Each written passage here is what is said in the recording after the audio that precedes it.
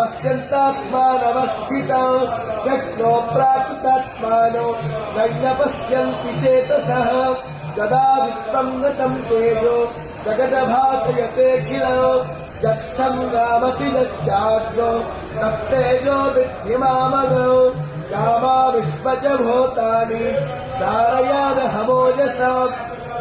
उष्णामीचौषधिः सर्वा सोमभूत्वा रसात्मकः अहं वैश्वानरो भूत्वा प्राणिनं देहमाश्रितः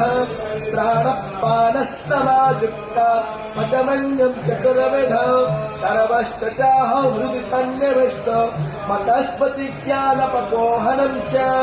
वेदैश्च सर्वैरहमेव विद्यो वेदान्तवेद चाहो